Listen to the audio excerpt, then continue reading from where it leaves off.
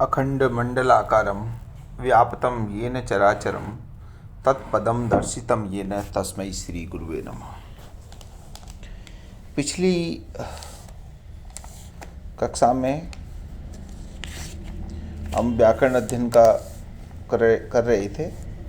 मैं डॉक्टर छगनलाल महोलिया, सह आचार्य संस्कृत, राजकीय स्नातकोत्तर महाविद्यालय किशनगढ़ अजमेर। आज हम बीए भाग प्रथम संस्कृत विषय के द्वितीय प्रश्न पत्र के अंतर्गत लघु सिद्धांत कौमुदी में विसर्ग संधि प्रकरण की अंतिम कक्षा लेंगे। इसमें पिछली कक्षा में हमने सूत्र पढ़ा था, एतद सुलोपो कोर्णय समासे हले। जैसा आप स्क्रीन पर देख पा रहे हैं, इस सूत्र का अर्थ पिछली कक्षा में बता दिया गया है। पुनः देखिए, एतत् सुलोपो कोर्णय समासे हली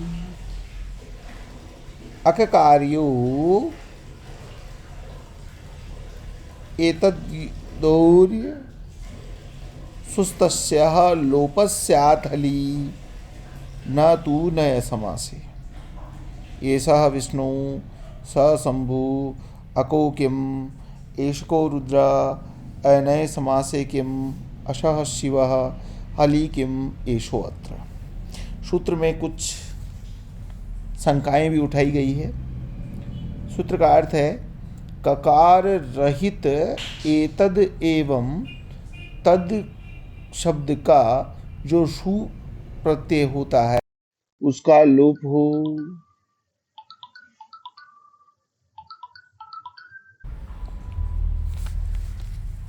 ककार रहित एतद एवं तद का जो सु प्रत्यय उसका लोप होता है, हल परे रहते।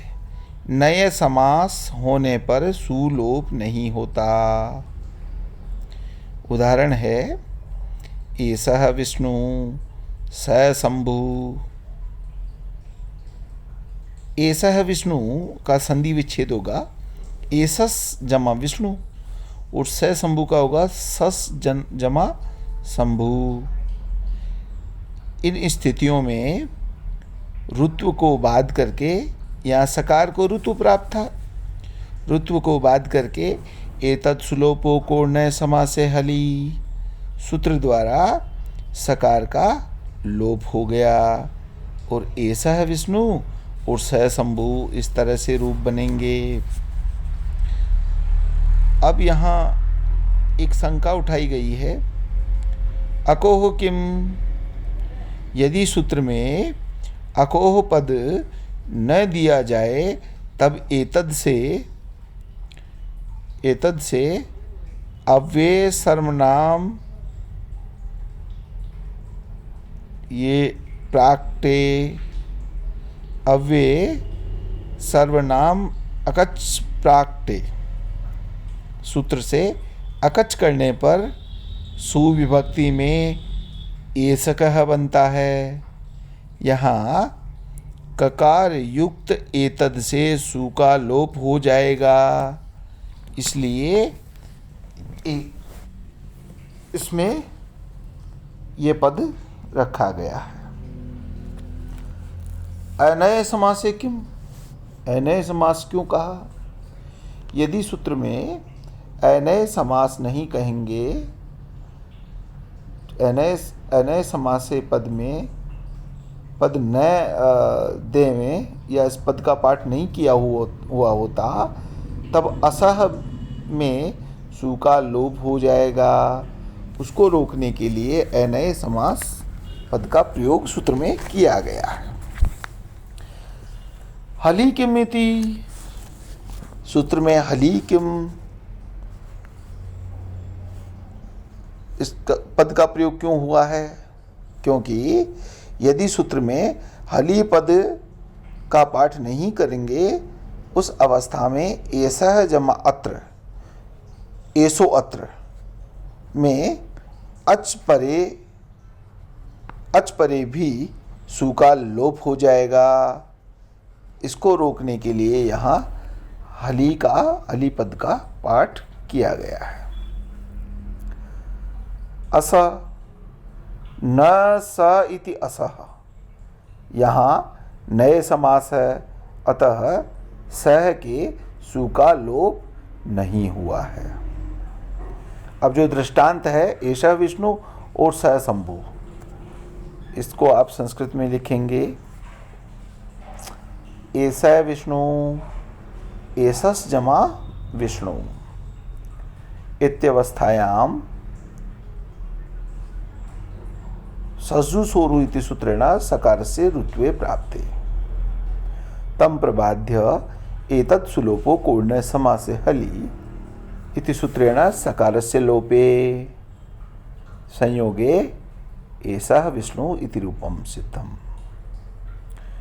दूसरा उदाहरण है स शंभु, सस जमा शंभु इत्यवस्थायाम सज्जु सोरु इति सूत्रेण सकारस्य ऋत्वे प्राप्ते तम प्रबाध्य एतत् सुलोपो कोण्य समासे हलि इति सूत्रेण सकारस्य लोपे संयोगे स शंभु इति रूपम सिद्धम।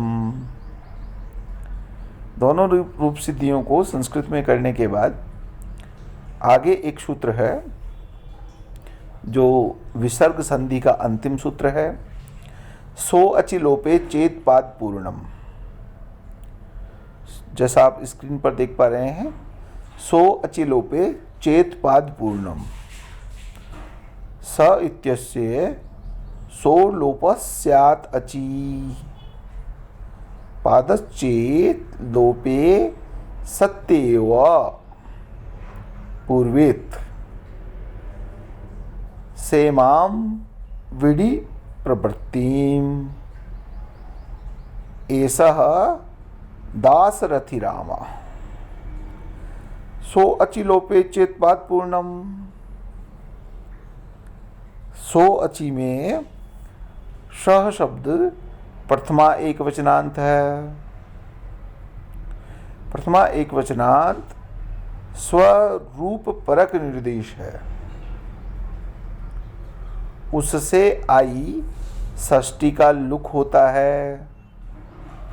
यहाँ सस शब्द यह अर्थ होता है सह का।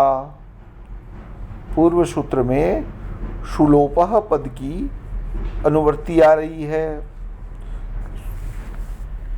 अतः सुलोपः की यदि अनुवृत्ति यहाँ आ रही है तो सूत्र का पूर्ण अर्थ होगा सस संबंधी सु का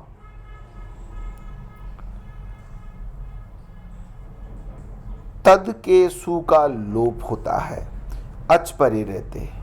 यदि लोप होने पर ही पाद अर्थात चरण की पूर्ति हो तो, यदि लोप कर देने से पाद पूर्ति यदि होती हो तो सु का लोप कर देना चाहिए अच परे होने पर। जैसे उदाहरण है सेमाम विडडी शेष दास रथि रामा।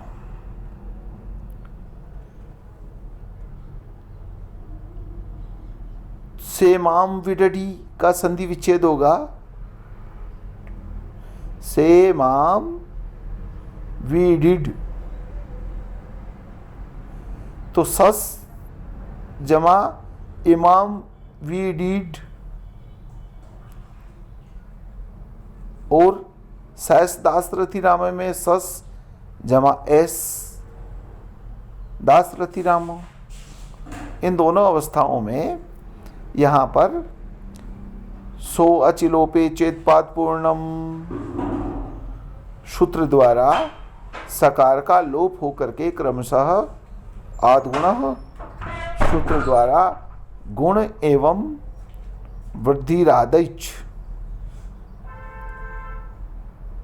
वृद्धिरादैच सूत्र से वृद्धि संज्ञा होकर के वृद्धि रेची सूत्र द्वारा वृद्धि हो जाएगी। और इस प्रकार से सेमाम वीडीड और दूसरा रूप है शेष दास रथि रामा। इस तरह से दोनों रूप सिद्ध हो जाएंगे। हमारा विसर्ग संधि प्रकरण समाप्त हुआ। अस्तु।